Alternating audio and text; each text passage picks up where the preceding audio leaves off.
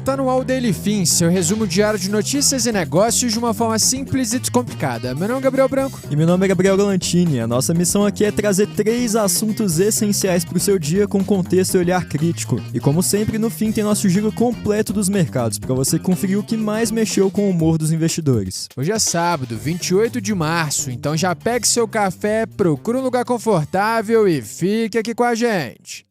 Entre os destaques desse episódio, na seção Empresas, gigantes das bebidas alcoólicas negociam fusão. Em mundo, Trump fala em trégua, mas petróleo segue em alta e assusta mercados. Já no Brasil, Bolsonaro em casa, desemprego em alta e muito mais. Tem muita coisa importante pra gente conversar aqui hoje, então já se prepare e bora pra primeira notícia.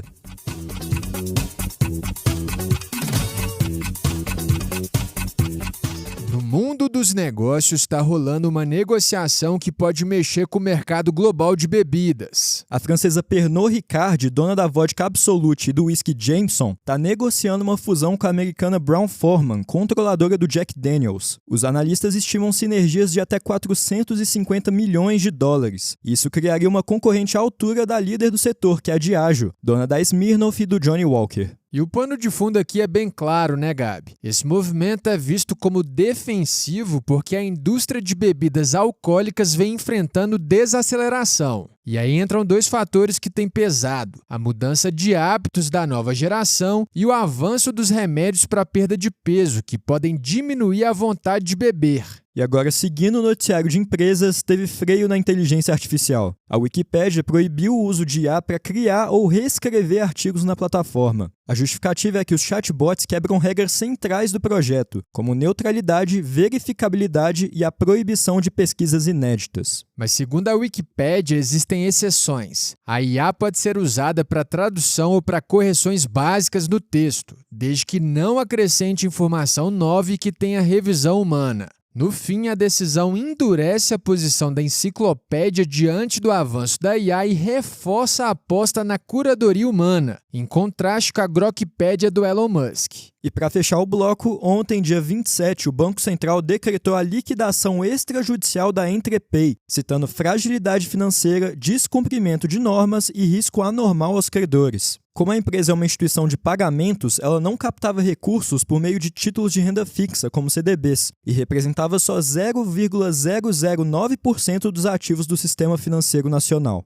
E não é só isso. As investigações suspeitam que o banqueiro Daniel Vorcaro seria o dono oculto da companhia, uma hipótese que a Entrepay nega. Mas com esse giro completo de empresas fechado, bora agora para o noticiário internacional.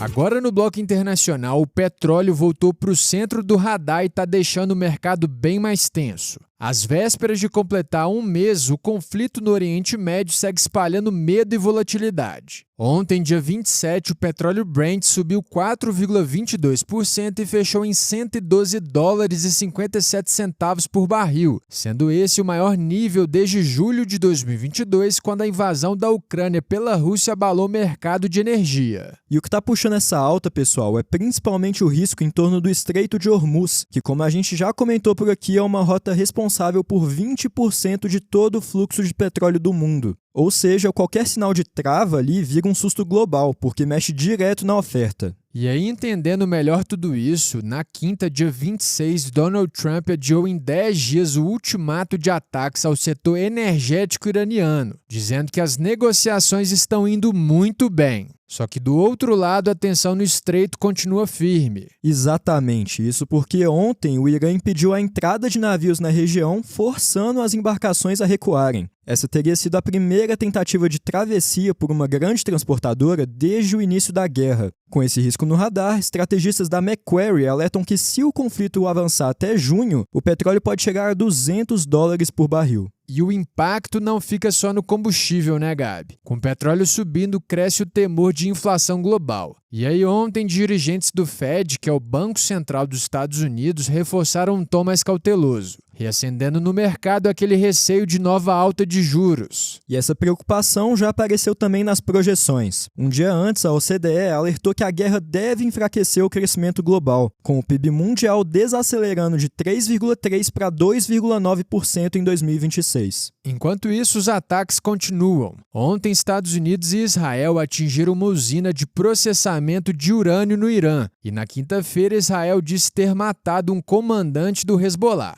Ou seja, mesmo com conversa de trégua no discurso, o clima no terreno segue bem tenso. E com esse cenário internacional pressionando petróleo, inflação e juros, a gente fecha o bloco mundo por aqui e agora vai para o noticiário do Brasil.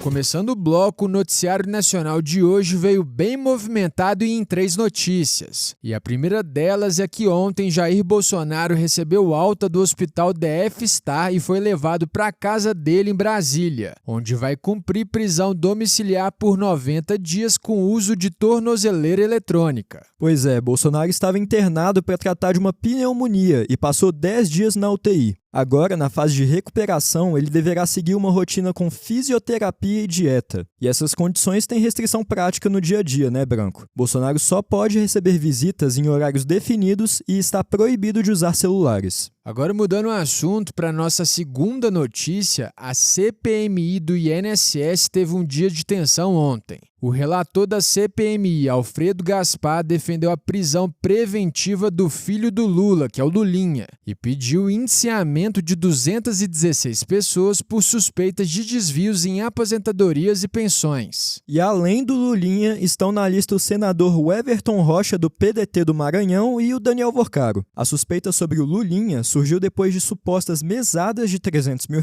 pagas pelo chamado careca do INSS. E a sessão também teve confusão. Lindbergh Farias, do PT do Rio, chamou a comissão de circo e chamou o relator de estuprador. Ou seja, além do embate em torno de pedidos de prisão e indiciamentos, o clima político dentro da CPMI ficou ainda mais tenso. E para fechar a sessão com a terceira novidade, o IBGE trouxe novos números do mercado de trabalho. A taxa de desemprego no Brasil subiu para 5,8% no trimestre encerrado em fevereiro, pressionada pelo fim das vagas temporárias típicas do fim de ano. No trimestre até janeiro, o índice estava em 5,4%. Ao todo, 6,2 milhões de brasileiros estavam desempregados no mês passado. Ainda assim, esse foi o menor nível para um trimestre encerrado em fevereiro desde o início da série histórica do IBGE em 2012. E teve um outro dado importante nessa leitura. O rendimento médio do trabalhador bateu o novo recorde de R$ 3.679. Entre Bolsonaro voltando para domiciliar, CPMI do INSS escalando e dados do mercado de trabalho, esse foi o nosso noticiário do Brasil de hoje. Mas agora, com essa sessão finalizada, bora direto para o fechamento dos mercados.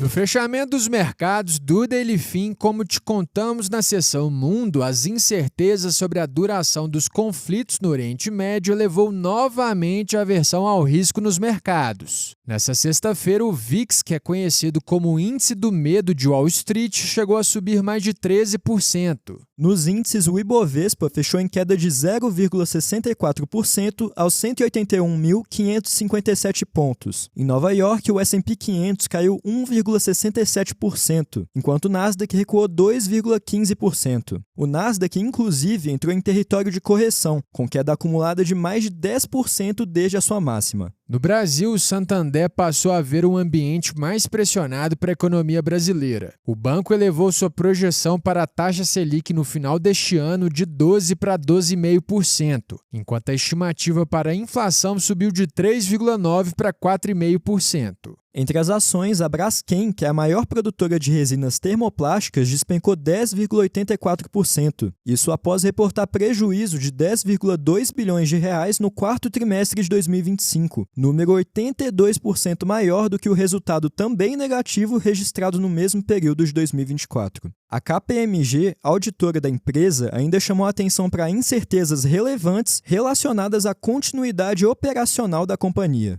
E para fechar, o dólar encerrou em queda de 0,28% aos R$ 5,24. Mas agora que a gente fechou essa sessão, terminamos mais um episódio. Se você gostou do nosso conteúdo de hoje, já segue a gente aí e ativa o sininho para não perder os próximos. E lembrando aqui que essa versão em áudio da nossa newsletter, ela chega todo dia às 6 horas da manhã no seu e-mail. Por lá você encontra mais detalhes e outras sessões que não cabem por aqui. O link de inscrição está na descrição desse episódio. E se esse episódio te ajudou, você pode ajudar a gente também. Aproveita esse finzinho de semana e envia o episódio para os seus amigos e para sua família. Até porque todo mundo merece ficar bem informado. Bom final de semana, turma. A gente se vê na segunda no próximo episódio. Valeu, pessoal!